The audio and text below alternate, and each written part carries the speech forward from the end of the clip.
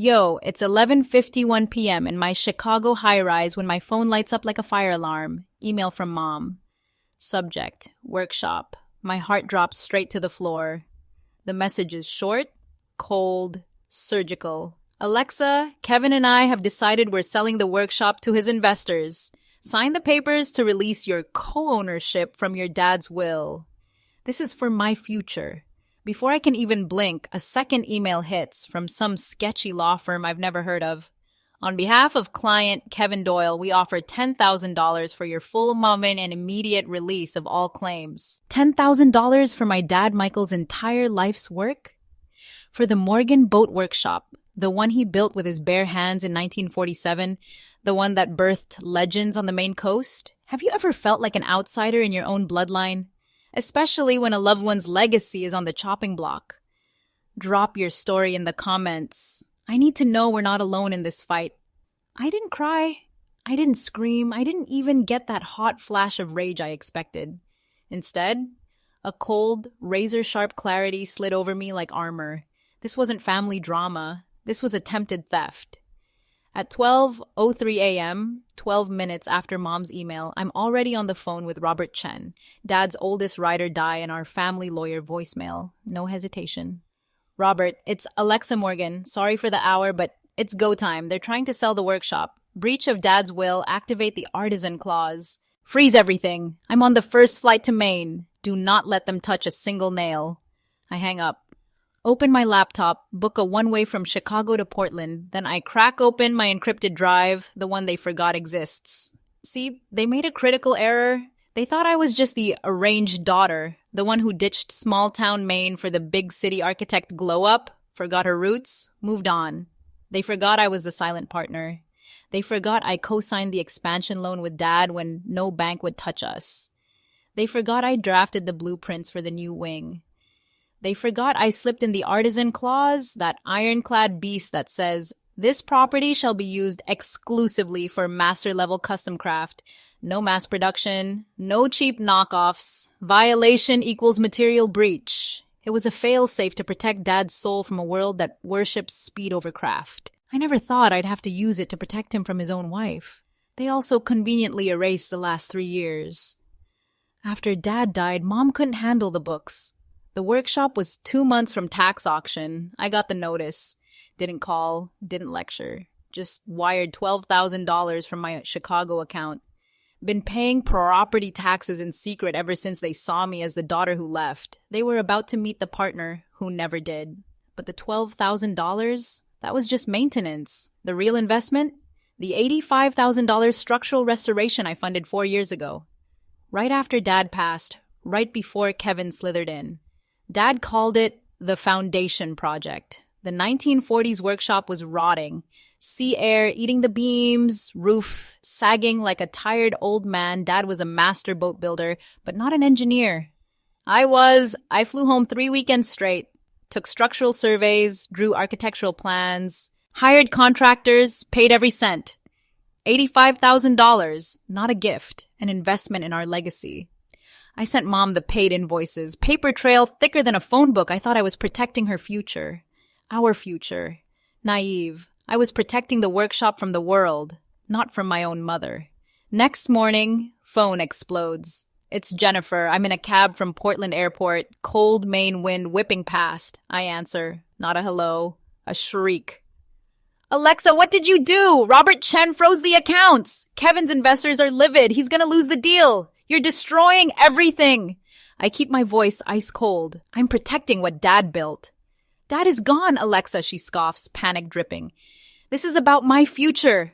My life. You got your fancy Chicago penthouse. What do you care? Phone fumbles, muffled voice. Kevin. You think you're smart, huh, little brat? His breath reeks of whiskey through the speaker. 9 a.m. That workshop is mine. I've been running it. Running it into the ground, I cut in, voice like a blade. You'll regret this, he snarls. You're getting nothing. Line dead. I stare out the window. Anger still not hot. Crystalline. An hour later, Facebook notification. Grandma Susan tagged me in a post Mom's public rant on the town page. So sad when children forget who raised them, when success turns them cold-hearted and they try to steal their mother's future. Pray for us. We're being attacked by our own family. That was it. The last thread of daughterly guilt snapped. She didn't just choose him over me. She chose him over Dad's memory, and she just gave me permission to go full nuclear. I meet Robert Chen at his office in Portland. He's not just a lawyer, he's Uncle Bobby, the one who hoisted me on his shoulders at boatyard picnics, taught me to tie a bowline. His face is grim, eyes sharp. Alexa. He slides a thick file across the desk. You were right to call, and you were smarter at 19 than most are at 50. He taps a yellow highlighted paragraph, the artisan clause. Property shall be used exclusively for master-level custom craft. Any mass production equals material breach. Robert leans back. Kevin Doyle ain't a boat builder. He's a kit assembler. Buying cheap fiberglass hulls from China, slapping Morgan-inspired on them. Selling lies. Validation hits like cold steel. So the injunction holds like concrete. But to win the lawsuit, we need damages, not just breach. Tss. Desecration of legacy. Then we audit, I say, voice all architect, all business. We roll up to the workshop, my childhood cathedral. Haven't been back in 4 years. Not since Kevin. The house? Neglected custom trim peeling, garden, gravel. But the workshop? My blood runs Arctic. Kevin's there, beer in hand, smirking by the bay doors. The conquering hero returns, come to see what a real business looks like. I ignore him, eyes scanning like a crime scene investigator. Where is it? I ask, voice dangerously quiet. Where's what? The lathe, Dad's workbench, the one from the albatross mast. He jerks his beer toward a scrap pile. That old junk rotted, tore it out, made space for progress. He points to a particle board table stained with cheap varnish. I pull out my phone. Robert.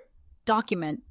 I start the audit. Dad's hand-forged tools gone from the wall, replaced with plastic-handled power tools from Harbor Freight pegboard outlines. Empty.